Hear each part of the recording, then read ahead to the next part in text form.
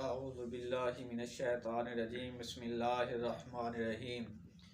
برادران اسلام، آج ہم ضیاء النبی شریف کا 24واں درس دینے جا رہے ہیں، اور آج کے درس میں ہم حضور نبی رحمت صلی اللہ تعالی علیہ وآلہ وصحبہ وسلم کے اجداد میں سے جناب حضرت فہر بن مالک کا تذکرہ کریں گے، جو کچھ حضور ضیاء الامت حضرت جسٹس پیر محمد کرم شاہ الازہری رحمۃ اللہ تعالی علیہ نے ضیاء النبی شریف کے اندر لکھا ہے۔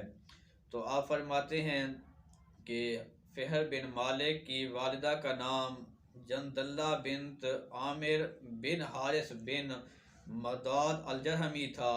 یہ جماع قریش کے لقب سے مشہور تھے۔ اپنے زمانہ میں وہ اہل مکہ اور ارد گرد بسنے والے قبائل کے رئیس تھے۔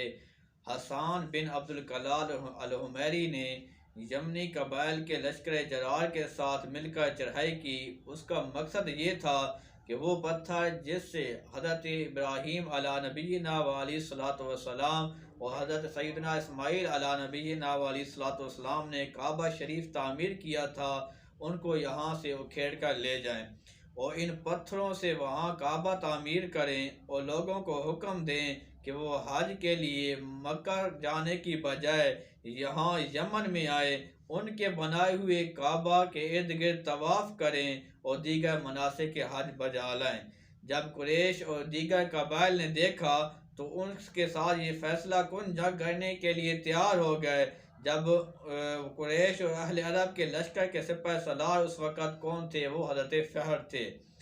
ان کی قیادت میں گھمسان کی جنگ لڑی گئی، جس میں حمیر کو شکست فاش ہوئی اور فہر کو شاندار کامیابی اللہ کریم نے نصیب فرمائی۔ ان کے قائد لشکر حسان بن عبد کلال کو جنگی قیدی بنا لیا گیا۔ فہر کے بیٹے حارث نے اسے قید کیا تھا۔ عربوں کا بھی کافی جانی نقصان ہوا۔ فہر کے پوتے غالب بن فہر کے بیٹے قیس اس جنگ میں کام آئے۔ حسان 3 سال تک مکہ مکرمہ میں جنگی قیدی کی حیثیت سے رہا۔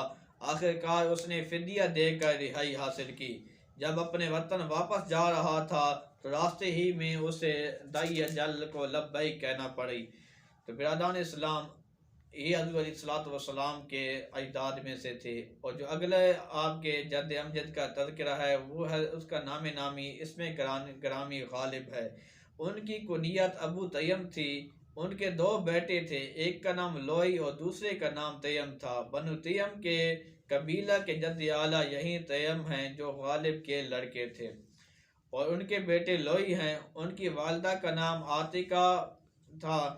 جو قریش میں عاتقہ نامی خواتین جن کا نام ذکر حضور نبی رحمت صلی اللہ تعالی علیہ وآلہ وسلم کے نسب شریف میں آتا ہے، ان میں سے یہ پہلی عاتقہ ہیں۔ لوئی کے 2 سگے بھائی تھے، ایک کا نام تیم تھا جن کی تھوڑی میں نقص کی وجہ سے تیم الادرم کہا جاتا تھا، تیم الادرم کہا جاتا تھا۔ دوسرے بھائی کا نام قیس تھا۔ ان کی کوئی اولاد باقی نہیں۔ ان کے خاندان کے آخری فرد نے خالد بن عبداللہ کے زمانہ میں وفات پائی۔ ان کے گھرانے کا کوئی فرزند زندہ نہ تھا ان کی میراث کا جو مستحق قرار پاتا۔ لوئی کو اللہ تعالیٰ نے علم و حکمت کی صفات سے نوازا تھا۔ بچپن میں ہی ایسے جملے آپ کی زبان سے نکلتے تھے جو ضرب المثل بن جایا کرتے تھے۔ اور اگلے حضور علیہ الصلوۃ والسلام کے جو جد امجد کا تذکرہ ہے، ان کا نام نامی اسم کرامی جناب کعب ہے۔ حضور علیہ الصلوۃ والسلام کے اجداد میں سے کعب کی شخصیت بڑی ممتاز تھی۔ وہ ہر جمعہ کو اپنے قبیلہ قریش کو جمع کرتے اور انہیں خطاب فرماتے۔ ان کے خطبات ان کے ایمان صادق کی عکاسی بلکہ تصدیق کرتے ہیں۔ انہیں اللہ تعالیٰ کی حکم دیتے، عرفان الہی کی اہمیت کا انہیں احساس دلاتے، انہیں تلقین کرتے کہ وہ آسمانوں اور زمین کی تخلیق، گردش لیل و نہار اور دیگر مظاہر قدرت میں غور و فکر کریں۔ عقل و فہم کی بیش بہا نعمت انہیں جو بخشی گئی ہے اس کو بیکار نہ رہنے دے بلکہ اس سے کام لیں۔ گزشتہ قوموں کے حالات سے عبرت حاصل کریں۔ صلہ رحمی، وعدہ کی پابندی اور افشائے سلام یعنی سلام کو پھیلانے کو اپنا شعار بنائے۔ فقراء و مساکین کو صدقہ دیا کریں، وہ انہیں موت اور اس کی ہولناکیوں کی یاد دلاتے، روز محشر کے حالات سے انہیں آگاہ کرتے، انہیں حضور نبی رحمت صلی اللہ تعالی علیہ وآلہ وسلم کی بعثت کی بشارت دیتے اور یہ بتاتے کہ حضور ان کی اولاد میں سے ہوں گے۔ اپنی قوم کو تاکید فرماتے کہ اگر انہیں حضور علیہ السلام کا عہد نصیب ہو تو فوراً ایمان لائیں، اور ایسے شعر پڑھتے جن سے ان کی محبت و رفتگی کی خوشبو آتی، جو حضور سے ان کے دل میں موزن رہتی تھی، اور اس شوق کا اظہار ہوتا ہے کہ کاش انہیں حضور علیہ السلام کی ذات نصیب ہو اور وہ حضور کی دعوت کو عام کرنے کے لیے اپنی ساری قوتیں صرف کر دیں۔ امام محمد بن یوسف الصالحی نے سبل الہدی والرشاد میں اس خطبہ کا متن نقل کیا ہے، جو اپنی تاریخی اور دینی حیثیت سے اس بات کا سزاوار ہے کہ سامعین کی خدمت میں وہ خطبہ بعین ہی پیش کیا جائے، اور حضور ضیاء الامت حضرت جسٹس پیر محمد کرم شاہ الحضری رحمۃ اللہ تعالی علیہ نے اس کو اسی طرح نقل کیا ہے۔ ابو سلمہ بن عبد الرحمن بن عوف کے حوالہ سے حضرت کعب کا جو خطبہ ان الفاظ میں مروی ہے، فرماتے ہیں کہ اما بعد فاسمعوا ووعوا وفهموا وتعلموا لیل ساجن ونہار داحن، فرماتے ہیں کہ سنو اور یاد رکھو، سمجھو اور سیکھو، رات کی تاریکی چھا جاتی ہے اور دن کی روشنی پھیل جاتی ہے۔ والارض مہاد والسماء بناء، فرماتے ہیں کہ زمین پنگورا ہے اور آسمان پختہ عمارت ہے۔ والجبال اوتاد والنجوم اعلام، پہاڑ میخیں ہیں اور ستارے نشانات ہیں۔ فلم تخلق عبثا، فرماتے ہیں یہ ساری چیزیں بے مقصد پیدا نہیں کی گئی۔ فتضربوا عنہا صفا، تاکہ تم ان کی تکوینی آیات سے منہ پھیر لو۔ الآخرون کالاولین، بعد میں آنے والوں کا حال وہی ہوگا جو پہلوں کا ہے۔ والذکر کالانثیٰ، مرد بھی عورت کی ہی طرح ہے۔ والزوج والفرد الی بلن، انسان جوڑا جوڑا اور تنہا کی طرف جا رہا ہے، فنا کی طرف جا رہا ہے۔ فصلوا ارحامکم، پس صلہ رحمی کرو۔ واوفوا بعہدکم، اور اپنے وعدوں کو ایفا کرو۔ واحفظوا اسحارکم، اپنے سسرال کی حفاظت کرو۔ وثمروا اموالکم، اور اپنے مالوں میں اضافہ کرتے رہو۔ فإنہا قیام مروتکم، بے شک یہ جو چیزیں ہیں اموال ہی تمہاری مروت و احسان کا دار و مدار ہے۔ فہل رأیتم من ہالک رجع، کیا کسی ہلاک ہونے والے کو تم نے دیکھا ہے کہ وہ لوٹ آیا ہو؟ او میت نشرا، یا کسی مردہ کو، او میت، یا کسی مردہ کو تم نے دیکھا ہے جو قبر سے اٹھ کھڑا ہو؟ الدار امامکم، فرماتے ہیں کہ دار آخرت تمہارے سامنے ہے۔ حرمکم زینوہ، اپنے حرم کو آراستہ کرو۔ وعظموہ، اور اس کی تعظیم بجا لاؤ۔ وتمسکوا بہ، وہ اس کو مضبوطی سے تھام لو، پکڑے رکھو۔ فسیأتی لہ نبأ عظیم، اور اس سے ایک بہت شاندار اور ایک اہم خبر آئے گی۔ وسیخرج منہ نبی کریم، اور اسی سے ایک نبی کریم ظاہر ہوں گے۔ بذالک جاء موسیٰ وعیسیٰ صلی اللہ علیہ وسلم، یہی خوشخبری حضرت موسیٰ اور حضرت عیسیٰ علیہ السلام نے اپنی امتوں کو دی۔ ثم یقول، پھر وہ فرماتے ہیں کہ نہار و لیل کل اوب بحادث، ہر روز دن میں اور رات میں واقعات رونما ہوتے ہیں۔ سواء علینا لیلھا و نہارھا، ہم پر ان کی رات اور ان کا دن برابر ہیں۔ علی غفلۃ یأتی النبی محمد، اور اچانک نبی کریم جس کا اسم گرامی محمد ہے تشریف لائیں گے۔ یخبر اخبارا صدوقا خبیرھا، وہ ہمیں ایسی خبروں سے آگاہ کریں گے جن کا خبر دینے والا سچا ہوگا۔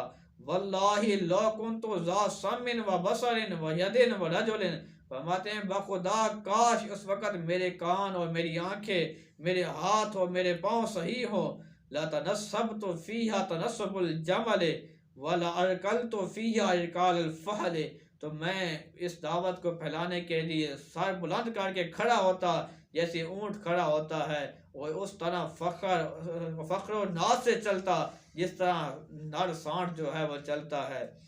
ثم یقول، پھر وہ کہتے ہیں یا لیتنی شاہدن، کہ آئے کاش میں اس وقت موجود ہوتا کہ جب قبیلہ حق کو نامراد کہنے کے لیے لوگ مصروف عمل ہوگا۔ تو فرماتے ہیں کعب کی موت اور رسول صلی اللہ علیہ وسلم کی بعثت کے درمیان 560 سال کا عرصہ ہے۔ ان کے یہ ارشادات اس بات کی شہادت دیتے ہیں کہ وہ دین ابراہیمی پر کاربند تھے۔ ابن اسیر لکھتے ہیں کہ کعب کی اہل عرب کے نزدیک بڑی قدر و منزلت تھی۔ اہل عرب نے اپنی تاریخ کا آغاز ان کی یوم وفات سے کیا۔ عام الفیل تک یہی سن تاریخ استعمال کرتے رہے۔ عام الفیل کے بعد اس واقعہ سے اہل عرب نے تاریخ کا کام لینا شروع کیا۔ وہ حج کے ایام میں لوگوں کو خطبہ دیا کرتے تھے۔ وہ آپ کا خطبہ مشہور ہے۔ اس خطبہ میں سرکار دو عالم صلی اللہ تعالی علیہ وآلہ وصحابہ وسلم کی بعثت کے بارے میں بھی لوگوں کو آگاہ کیا کرتے تھے۔ ان میں حضرت فاروق اعظم رضی اللہ تعالی عنہ کا سلسلہ نسب حضور علیہ الصلوۃ والسلام کے ساتھ مل جاتا ہے۔ اگلے حضور علیہ الصلوۃ والسلام کے اجداد میں سے جس جد کریم کا نام نامی اس میں گرامی ہے وہ ہے حضرت مرہ۔ ان کی کنیت ابو یقظہ تھی۔ یہ حضور علیہ الصلوۃ والسلام کے نسب سے چھٹے دادا ہیں۔ اسی طرح حضرت سیدنا صدیق اکبر رضی اللہ تعالیٰ عنہ کے بھی چھٹے دادا ہیں۔